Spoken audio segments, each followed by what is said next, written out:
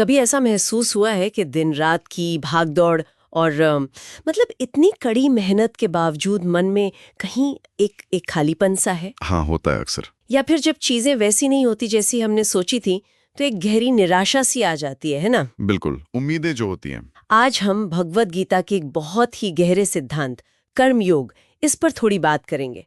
ये एक ऐसा नजरिया है जो शायद हमारे काम करने, जीने और खुश रहने के तरीके को बदल सकता है। हाँ, इसमें वो क्षमता है। तो क्या आप जीवन को इस नई दृष्टि से देखने के लिए तैयार हैं? चलिए इस विचार को थोड़ा खोलते हैं, परत दर परत। अक्सर होता है ना, जैसे स्कूल के इम्तिहान हो या ऑफिस का कोई बड़ा प्रोजेक्ट या रिश्ते ही देख लें, हम नतीजों से इतने बन जाते हैं कि बस चिंता और तनाव ही रहता है। सही बात है। अगर प्रमोशन नहीं मिला तो, अगर सामने वाले ने वैसा नहीं किया जैसा हमने सोचा था, ये अगर और मगर, उफ, मन की शांति तो ले ही जाते हैं। बिल्कुल, और यहीं पर गीता का वो मशहूर श्लोक, वो विचार आता है, कर्मण्यवाधिकारस्ते मा फलेषु कदाचन। हाँ, सुना तो है ये। इसका सीधा सा मतलब है कि हमारा अधिकार, हमारा कंट्रोल सिर्फ अपने कर्म पर है, अपने एक्शन पर, उसके फल या नतीजे पर कभी नहीं। लेकिन ये सुनने में थोड़ा सा अजीब नहीं लगता? क्या इसका मतलब ये है कि हम गोली सेट ना करें या नतीजों की परवाह ही छोड़ दें? फिर तो मोटिवेशन कहाँ से आएगी? हाँ, ये सवाल बहुत आम है और ये बहुत वैलिड सवाल है। पर कर्म योग का मतलब आलस या बिना लक्ष्य के जीना ये बिल्कुल नहीं है। अच्छा। बल्कि ये कर्म करने का एक ज्यादा असरदार और शांतिपूर्ण तरीका सिखाता है। इसके ना 3 मुख्य पहलू हैं जिन्हें समझना जरूरी है। ओके। पहला है अपना बेस्ट देना, मतलब जो भी काम हाथ में है उसे पूरी ईमानदारी, पूरी लगन, पूरे स्किल से करना। ध्यान कर्म की क्वालिटी पर होना चाहिए।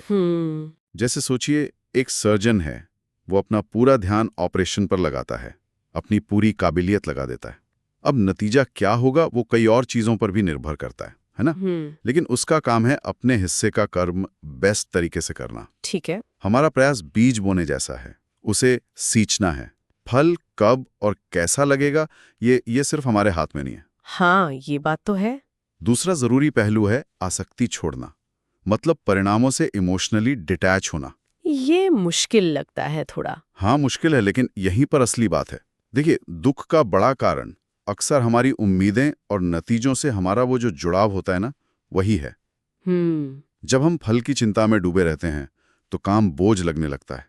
कर्म योग कहता है कि कर्म को बोझ नहीं, अपना कर्तव्य समझो, अपना धर्म। धर्म मतलब? धर्म यानी आपकी जो भूमिका है, आपकी जिम्मेदारी, या फिर एक यज्ञ की तरह करो, एक पवित्र भाव से, एक समर्पण। अच्छा। जैसे वो अभिनेता वाला उदाहरण है ना, वो मंच पर अपना किरदार पूरी शिद्दत से निभाता है। हाँ। लेकिन कहानी का अंत क्या होगा इसका बोझ वो नहीं उठाता, वो बस अपने अभिनय पर फोकस करता है। हाँ, ये उदाहरण बिल्कुल सही बैठता है।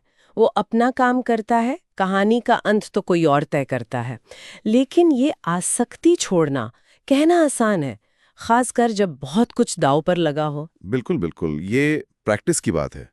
और यहीं तीसरा पहलू आता है, निष्काम कर्म। निष्काम कर्म? हाँ, यानी बिना किसी स्वार्थ के, बिना किसी पर्सनल फायदे की उम्मीद के कर्म करना। अच्छा। कर्म इसलिए करना क्योंकि वो सही है या वो आपकी जिम्मेदारी है। अच्छा। इसमें एक अलग ही तरह की शांति मिलती है अंदर हाँ। से। जैसे माँ बच्चे की देखभाल करती है, हाँ, वो बदले में कुछ पाने की उम्मीद से नहीं करती, सही बात है। उसका सुख उस देखभाल में ही है। हाँ। या कोई समाज सेवा करता है, हाँ। उसे उस काम से ही खुशी मिलती है, किसी इनाम या तारीफ की इच्छा नहीं होती। अच्छा, तो ये सिद्धांत सुनने में तो बहुत गहरे हैं, प्रभावशाली भी, लेकिन हमारी रोजमर्रा की जिंदगी में, जैसे ऑफिस में, घर पर, इसे उतारे कैसे? अरे, इसे हर जगह लागू किया जा सकता है। जैसे ऑफिस में, मान लीजिए कोई प्रोजेक्ट है। हाँ। कर्मयोग कहता है कि ध्यान प्रोजेक्ट को बेस्ट तरीके से करने पर हो, रिसर्च अच्छी हो, प्रेजेंटेशन बढ़िया हो, टीम के साथ मिलकर काम हो। बस ये सोचना कि बॉस खुश होगा या नहीं, प्रमोशन मिलेगा या नहीं, ये आपको आपके मेन काम से भटकाता है। जब आप काम की क्वालिटी पर ध्यान देते हैं तो अक्सर अच्छे नतीजे अपने आप आते हैं, और अगर ना भी आए तो कम से कम ये तसल्ली तो रहती है कि मैंने अपना बेस्ट दिया। ये बात तो है। और इसी तरह रिश्तों में, बिना ये हिसाब लगाए कि सामने वाला भी ठीक वैसा ही करेगा, अपना प्यार और देखभाल देना, अपने हिस्से की जिम्मेदारियां निभाना, इसमें ना उम्मीदों का बोझ कम हो जाता है, रिश्ते ज्यादा सहज हो जाते हैं। ये भी सही है। या फिर अपने लिए कुछ करना, जैसे रोज एक्सरसाइज करना या हेल्दी खाना। इसे वजन कम करने के टारगेट से मत जोड़िए सिर्फ। अच्छा। इसे अपने शरीर के प्रति अपना कर्तव्य समझिए। एक्शन पर ध्यान दीजिए, एक्सरसाइज के अनुभव पर, हेल्दी खाने के स्वाद पर। नतीजे धीरे धीरे दिखेंगे, पर वो आपका मेन फोकस नहीं होंगे। अगर मैं ठीक समझ रही हूँ तो ये एक तरह से माइंडफुलनेस जैसा है। मतलब जो कर रहे हैं उसी पल में पूरी तरह मौजूद रहना, भविष्य की चिंता से मुक्त होकर। हाँ, काफी हद तक, बिल्कुल। ये तो वाकई तनाव कम करने और शायद ज्यादा संतुष्ट जीवन जीने का एक प्रैक्टिकल तरीका लग रहा है। जब ध्यान पूरी तरह काम में लगा हो तो फालतू चिंताओं के लिए जगह ही कहाँ बचेगी। बिल्कुल सही। तो आज की इस बातचीत से जो मुख्य बातें समझ में आ रही हैं वो शायद ये है कि एक तो प्रक्रिया पर ध्यान दें, सिर्फ नतीजे पर नहीं। हाँ, दूसरा, जो भी करें उसमें अपना 100% दें, पूरी ईमानदारी से। जरूरी है। तीसरा, नतीजों से थोड़ी मानसिक दूरी रखें, उनसे अपनी खुशी या दुख को ना जोड़ें। हाँ, वो आसक्ति छोड़ना।